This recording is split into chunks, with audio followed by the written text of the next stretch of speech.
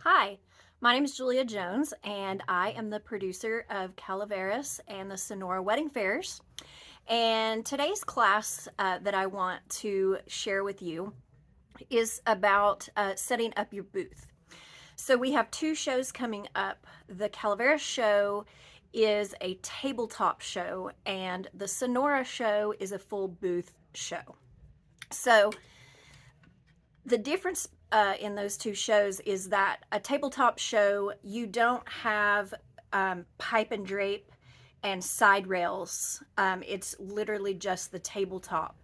In the full booth show, you are going to have pipe and drape behind you, and then you're going to have the two half rails on the side dividing you from the next booth space.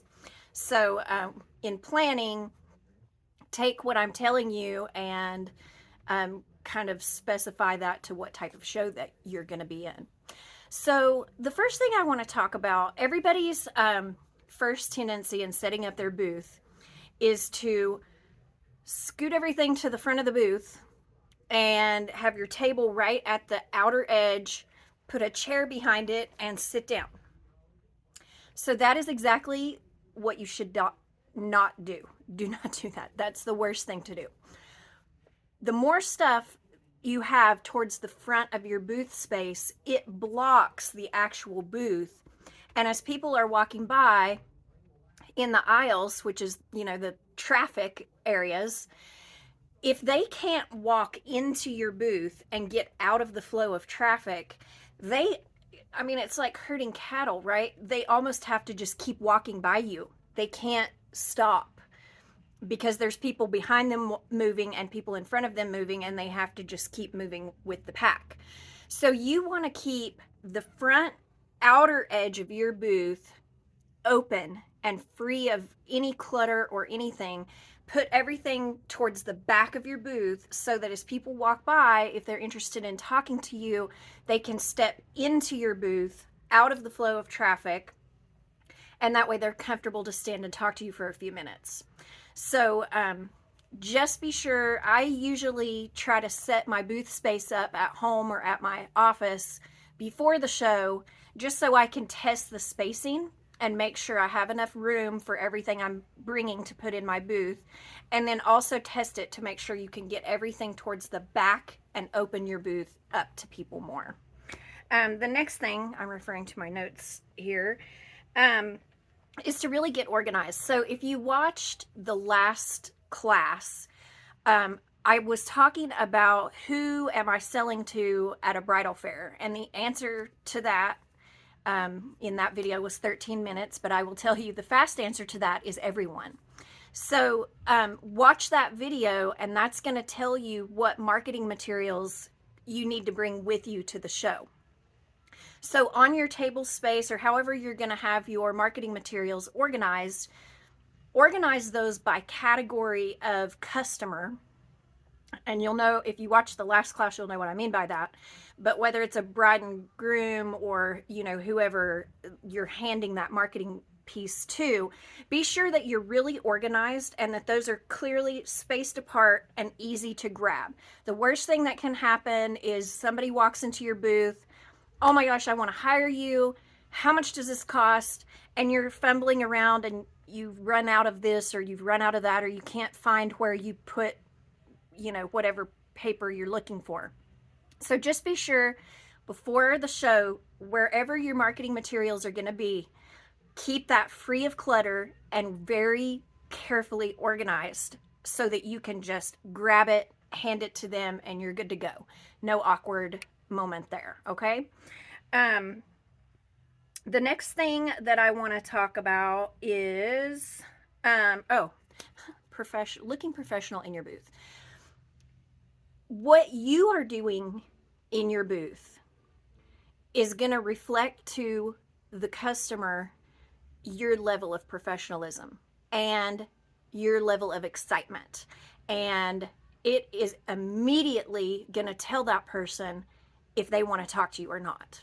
So the absolute worst things that you can do in your booth is, number one, sit down. I know it's tempting. It's a long show. It's a long time to be on your feet. If it's just you in the booth, you know, that's a hard thing because you have to sit down. You can't go 3 hours without sitting down, not a single time.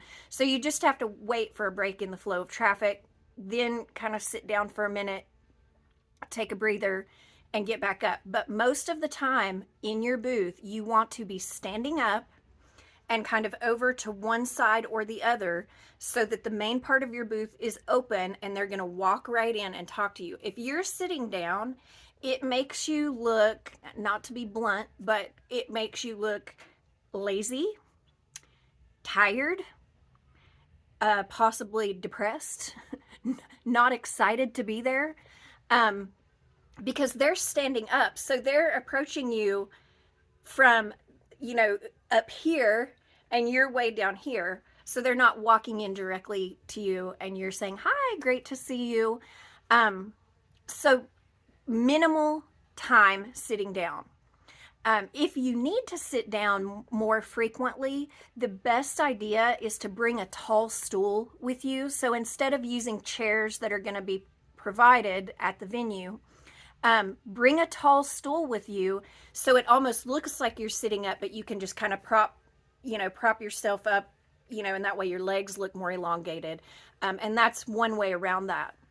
The next thing that you want to avoid is sitting or standing in your booth and eating and drinking as people are walking by, because that, again, makes you look unapproachable, like you don't want to talk to people. I mean, you know how that feels. You don't want to walk up to somebody and interrupt them right in the middle of their lunch and say, excuse me, can you tell me about your pricing for photography packages? That's really not inviting and welcoming. It doesn't draw the people into your booth to talk to you. The other thing to avoid is leaving food and beverages visible on your table, because it can look yucky, messy, you know, not good. So I usually bring some kind of like chalkboard sign or something that I can sit on my tabletop, and I will hide my food and my water bottle and whatever else behind that sign, or bring something that you can put underneath your table where the tablecloth will hide it. You know, like if you brought some of your stuff in a Rubbermaid tote, then put that tote under the table and set your food and your water bottle and whatever on top of that with the tablecloth covering it. That way it keeps everything neat and tidy. If you need to take a break to eat or get something to drink, you can just step out of your booth for a minute, you know, and sit somewhere else, have somebody watch your booth for you, or just wait until there's no traffic walking by, you know, and take a bite and a swig of water and then put it back down. Rarely in that time frame of the show are you going to be able to sit down and just eat lunch for half an hour. It's just not going to be like that. So you kind of have to nibble and snack.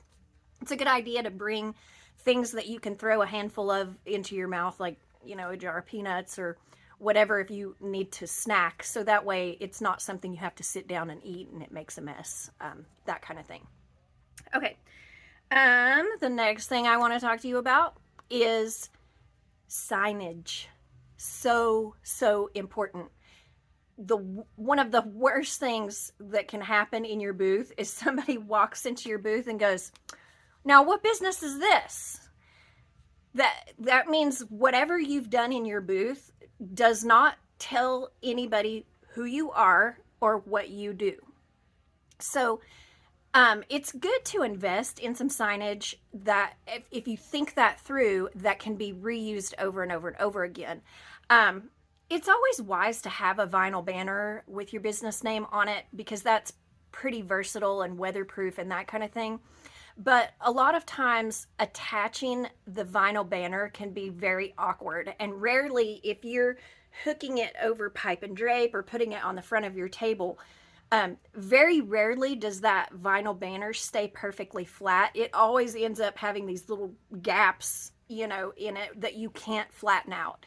So for a show like a bridal show, that might not be the best signage for you. If you don't want to print something permanently, You can use chalkboard paint on different like types of signs where you could write something different every time, and that kind of signage is great for like a show special. You know, sign up after the bridal fair and get a free engagement photo session. Whatever your show special is. So a chalkboard sign can be great for that. Just be sure that your business name is all over that sign so it's really clear who you are. So I usually suggest freestanding signage. That way, whatever kind of event you're attending, there has to be a floor. There has to be either the ground or a floor. So you always can use freestanding signage no matter where you are.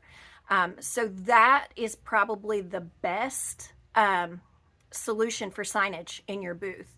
Just make sure you remember there are 3 visual levels in your booth space. There's the high up, like for people looking up towards the top of your booth. There's eye level right here, which is going to be your tabletop level. And then there's the floor space level at the bottom, like from the tabletop to the floor. So there's 3 visual levels in your booth, and it's a good idea if you can get your business name into all 3 sight lines. That makes it super easy for somebody to see who you are and what you do. The reason I say that is because at points where the show is really busy, if there's multiple people walking by your booth at one time, they may only be able to see the top signage above you. They may not be able to see what's at the tabletop.